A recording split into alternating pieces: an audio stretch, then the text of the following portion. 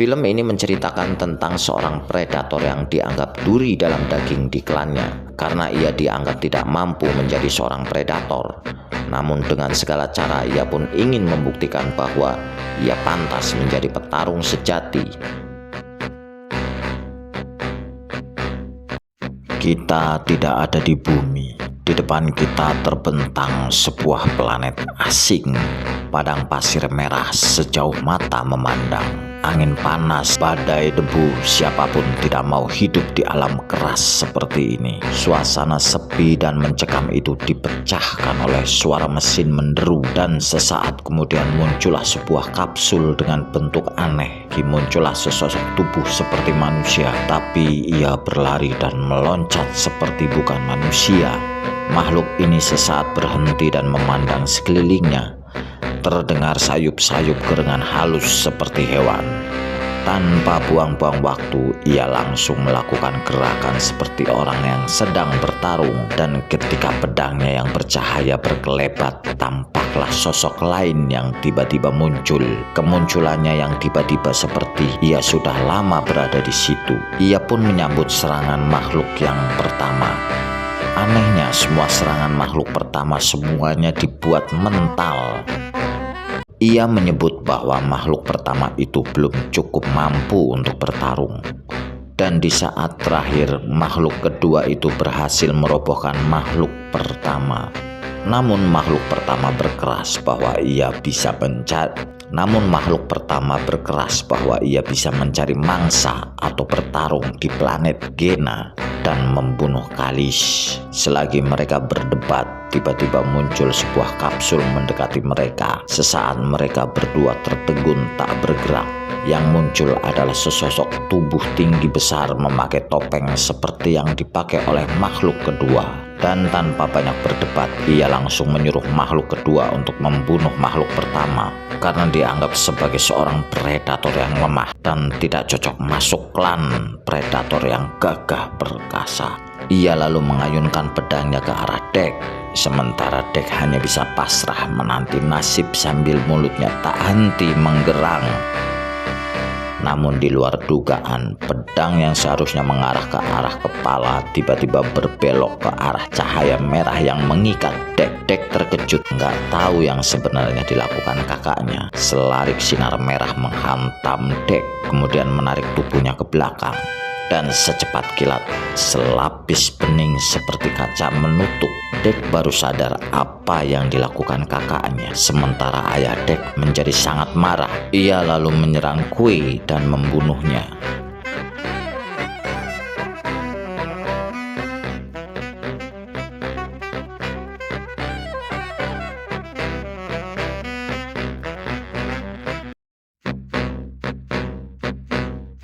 Sementara Dek telah dibawa terbang oleh kapsul menuju ke planet Gena. Dari langit sebuah kapsul jatuh tanpa pasukan, tanpa sambutan, tanpa kehormatan. Ini bukan predator yang biasa kita lihat. Ini adalah predator yang dianggap gagal oleh klannya sendiri. Predator ini adalah Dek. Perlahan-lahan ia mulai sadar bahwa ia berada di sebuah planet yang bernama Gena, tempat Kalish musuh besarnya berada. Ia sadar bahwa planet ini sangat tidak bersahabat dan ia merasa perburuan sudah dimulai. Ia pun segera menyiapkan senjatanya, senjata yang biasa dibawa oleh para petarung. Berbagai macam senjata pembunuh telah ia siapkan. Namun telinganya yang tajam mendengar ada suara di sekitarnya yang mengamatinya. Ketika ia mengawasi sekitar, kembali tempat itu berubah sepi, sepi yang mengandung maut.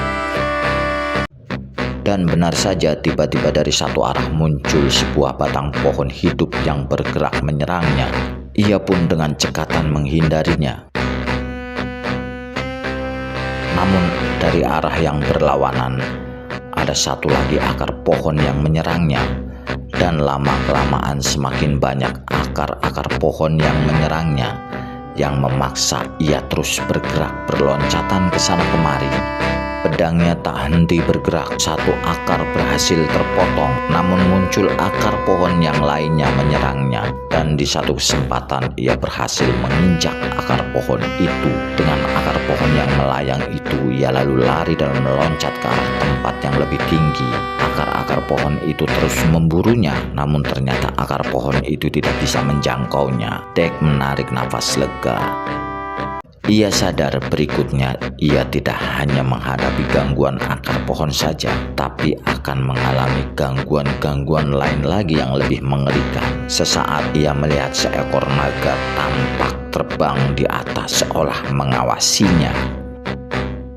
Dek lalu melanjutkan perjalanannya mencari Kalis dan membunuhnya untuk membuktikan dia adalah seorang predator yang pantas untuk masuk anggota klannya. Sampailah Dek ke sebuah padang mirip tanaman ilalang. Ia berjalan pelan.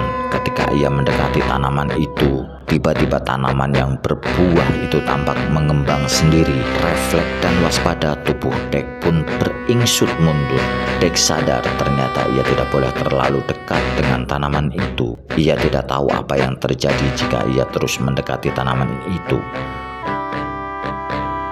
Dan semakin ia mendekat, tanaman itu mengembang, dan suatu saat ia tanpa sadar telah dekat dengan tanaman itu, dan tanaman itu meledak. Dek yang waspada langsung menjatuhkan diri.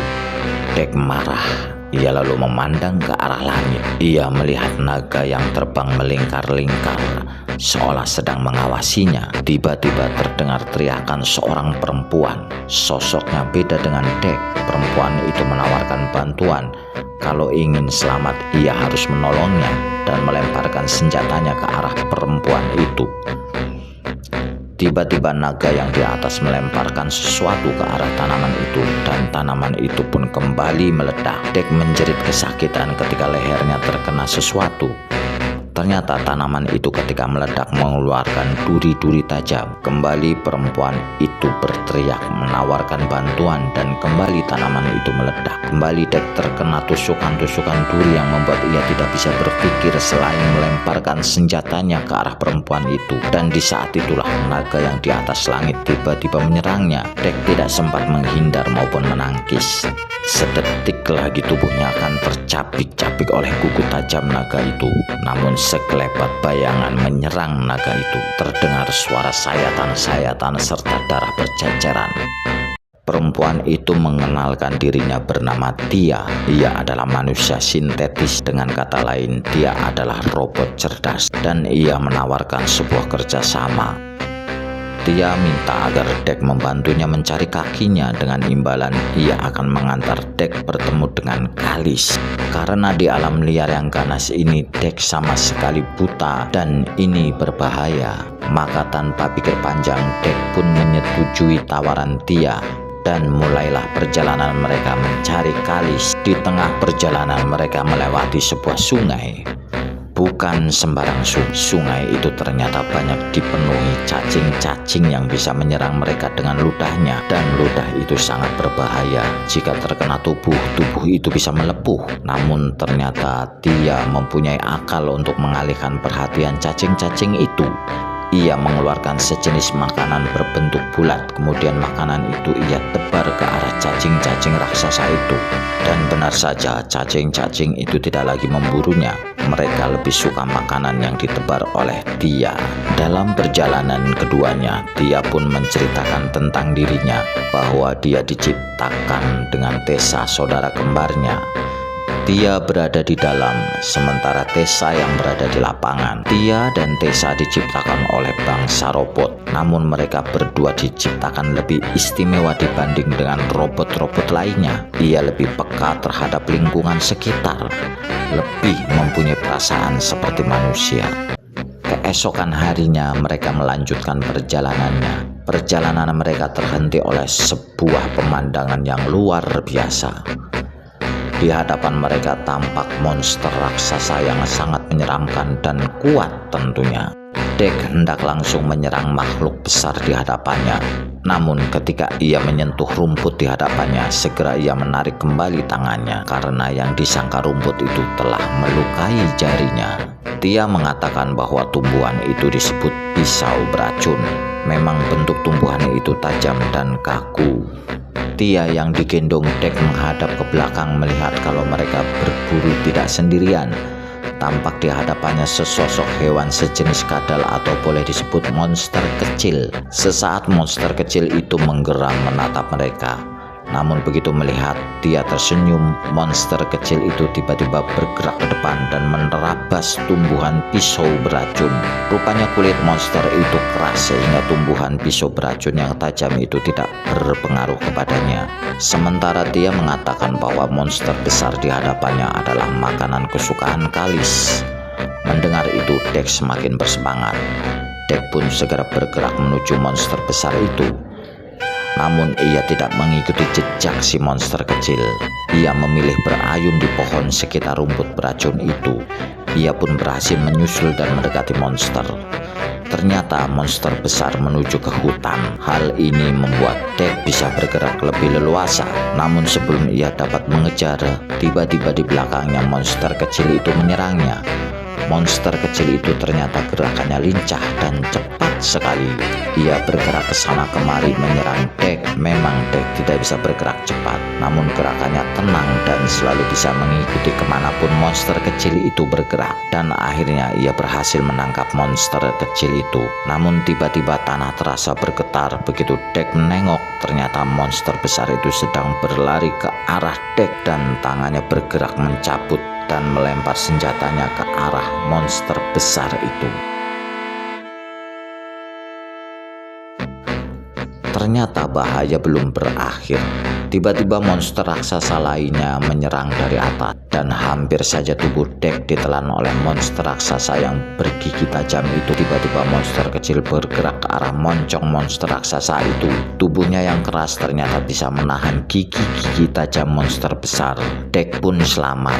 Ia pun mengejar monster raksasa dengan cara menebang pohon yang dibuat seperti jembatan. Dek berlari ketika pohon itu tumbang dan masih di udara ia lalu meloncat ke arah monster itu dan tanpa buang waktu ia menancapkan keras-keras pedangnya ke arah tubuh monster raksasa dan akhirnya monster raksasa itu pun tumbang. Keesokan harinya akhirnya mereka sampai ke tempat di mana Tia diserang oleh Kalis. Di tempat inilah kakinya tertinggal dan tidak sulit untuk menemukannya. Dengan peralatan yang ada, dia pun menyambung kakinya ke tubuhnya.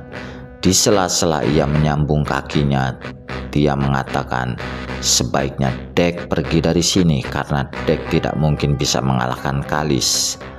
Dan lagi sebentar Tessa akan sampai ke tempat itu untuk menangkap Dek.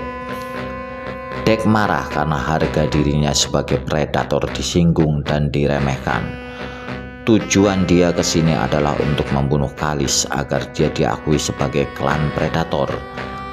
Dek lalu memancing agar Kalis datang ke tempat itu dengan cara meledakkan bangkai-bangkai pesawat di situ. Dan ternyata pancingannya berhasil. Tiba-tiba tanah bergetar seolah terjadi gempa. Dan di antara kabut tipis itu tampak sosok raksasa berdiri di hadapan Dek. Ia langsung menggeram marah. Suaranya terdengar seantero hutan itu. Dan Kalis pun membalasnya. Belum sempat mencapit tubuh raksasa Kalis, tubuh Dek sudah terlempar dengan kerasnya akibat pukulan Kalis. Dek melihat senjatanya pun rusak ujungnya akibat pukulan Kalis yang keras luar biasa. Namun sebagai petarung, ia pantang putus asa. Ia memanfaatkan tubuh Kalis yang besar namun lamban bergerak itu. Dan di suatu kesempatan ekor Kalis menyerangnya. Namun dengan gerak cepat ia menundukkan kepalanya. Di saat itulah pedangnya pun berkelebat memotong ekor Kalis. Ekor Kalis jatuh ke tanah. Namun tiba-tiba Dek dibuat terkejut. Bagian ekor yang terpotong tiba-tiba bergerak memanjang. Makin lama makin panjang dan membentuk ekor baru. Dek hanya bisa diam ketika ekor baru milik Kalis itu melibat tubuhnya. Pada saat itulah tiba-tiba terdengar berondongan tembakan ke arah Kalis. Ia kesakitan dan melepas belitannya. Ia lalu menuju Tia, dan kesempatan itu tidak disia-siakan oleh Dek. Ia lalu melompat ke arah tubuh Kalis, dan sekali ia mengayunkan pedangnya, leher Kalis pun putus, kepalanya menggelinding ke tanah. Namun kejadian itu pun terulang kembali. Tiba-tiba leher Kalis yang putus itu bergerak-gerak, dan seonggok daging pun muncul memanjang disusul membentuk kepala Kalis. Kalis hidup lagi lengkap dengan kepala, seolah-olah tidak terjadi apa-apa. Kalis dengan perlahan-lahan mendekati Dek. Kedua monster itu pun saling tatap dengan hawa membunuh. Namun entah apa yang terjadi, Kalis menjauhkan mukanya dari Dek dan mundur pelan-pelan, seolah ada yang ditakutinya. Sesaat di tempat itu sunyi sepi, namun suasana itu tidak berlangsung lama. Tiba-tiba menggelinding benda berbentuk bulat, dan benda itu mengeluarkan asap tipis namun berhawa dingin. Pelan-pelan asap itu berubah menjadi es batu dan merambat ke tubuh Dek. Seketika tubuh Dek diam dilapisi es. Tidak sampai di situ, batuan berbentuk es itu pun merambat ke arah Kalis. Dalam hitungan detik, Kalis pun beku menjadi es. Tak lama muncul sosok perempuan berambut putih dan baju putih. Wajahnya mirip Tia. Dia adalah Tessa, saudara kembar Tia. Tessa dan Tia lalu saling melepas rindu. Tessa mengatakan dia akan mengambil memori kekuatan Dek dan Kalis. Selanjutnya akan dijadikan tentara, di mana Tessa dan Tia diciptakan. Tia berusaha membujuk agar Tessa tidak melakukan hal itu, namun keputusan Tessa sudah final. Tia yang merasa sudah pernah ditolong oleh Dek lalu melepaskan ikatan di tubuh Dek dan menyuruhnya pergi.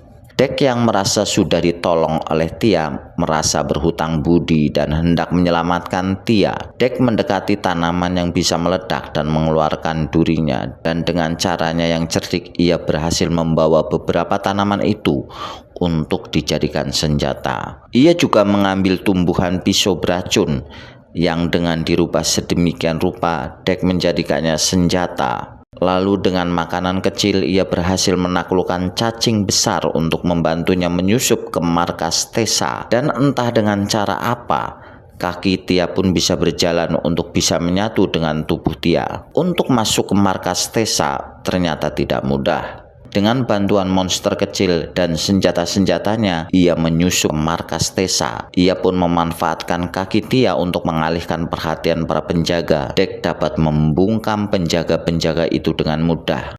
Dan kaki Tia pun berhasil menemukan tubuhnya. Meskipun untuk itu, Dek telah mengamankan jalan yang dilalui oleh kaki Tia. Dan yang terakhir, Dek mempunyai akal untuk mengurangi para penjaga itu. Ia sengaja memancing robot-robot itu untuk mendekatinya, dan pancingannya pun berhasil. Dek sudah terkepung oleh robot-robot penjaga itu. Dan tanda itu pun datang. Tiba-tiba dari samping kiri kanan meluncur cairan-cairan kental ke arah robot-robot penjaga itu. Dan juga ledakan-ledakan dari tanaman yang memang sengaja dibawa Dek. Barisan penjaga yang sangat banyak itu pun hancur dan meleleh oleh serangan ludah cacing-cacing raksasa tanaman berduri itu. Dan tanpa buang-buang waktu, Dek dan monster kecil dibantu oleh cacing-cacing raksasa menghabisi sisa-sisa robot penjaga itu. Setelah membereskan penjaga, Dek masih duduk tak bergerak. Sekarang ia harus membebaskan Kalis. Karena monster besar itu ternyata ibu dari Bud alias monster kecil. Belum lagi rencana itu dijalankan, dari belakang Dek muncul Tessa dengan robot raksasanya. Dek menatap tajam ke arah Tessa, dan Tessa pun mengarahkan infrarednya ke arah Dek. Sedetik kemudian sinar putih menyilaukan menyambar ke arah Dek. Tanpa diduga, cacing raksasa yang ada di pundak Dek menyambut sinar putih itu, dan tanpa ampun dia pun tergeletak mati. Saking kerasnya benturan itu, Dek pun ikut terpental. Marah besar melihat cacing raksasa itu dibunuh Tessa. Sementara itu Tia berusaha membebaskan Kalis, namun usahanya diketahui oleh salah satu penjaga. Ia berusaha mengelabui penjaga itu. Bad monster itu muncul tiba-tiba. Tia terpaksa membereskan penjaga itu dengan cara yang kasar. Tessa langsung menyerang Dek dengan tangan-tangan robot raksasa itu. Rupanya dia tidak mau memberi napas sedikit pun kepada Dek. Namun Dek melawan sekuat tenaga. Ia terus bergerak menghindari serangan robot raksasa itu. Dan di saat gawat itu datanglah Kalis. Ia langsung menyerang membabi buta, menghajar apapun yang ada di hadapannya. Robot raksasa itu pun dibuat hancur oleh Kalis.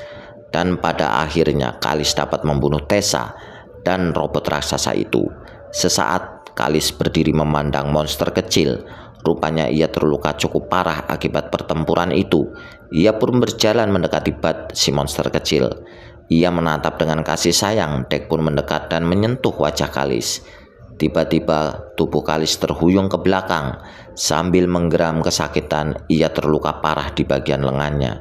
Dan tanpa diduga tubuh Kalis meledak dengan gumpalan es. Ternyata efek bola es dari Tessa yang telah membunuhnya. Kapsul itu meluncur cepat menuju ke sebuah tanah bernama Badland, di mana klan Dek berada. Dek akan membalas kematian kakaknya Kue yang dibunuh oleh ayahnya sendiri.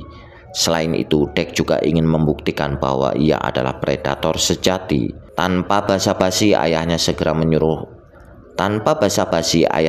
menyuruh anak buahnya untuk membunuh Dek. Namun dua anak buahnya tidak cukup kuat melawan Dek. Terpaksa ayah Dek turun tangan langsung membunuhnya. Serangan-serangan pimpinan klan itu datang membabi buta. Sesaat Dek kewalahan dibuatnya, apalagi ayahnya mempunyai semacam ilmu menghilang, sehingga Dek kesulitan melawannya. Namun dengan tenang akhirnya Dek bisa melumpuhkan ayahnya dengan sinar merah. Sinar yang sama ketika Dek dilumpuhkan oleh ayahnya. Debu perlahan turun, langit terbuka. Kapal klan predator muncul di kejauhan. Tidak ada tepuk tangan, tidak ada kata-kata, tapi pengakuan itu nyata. Predator muda itu berdiri tegak. Ia bukan lagi yang dibuang. Badland tidak menjadikannya monster. Badland menjadikannya predator sejati.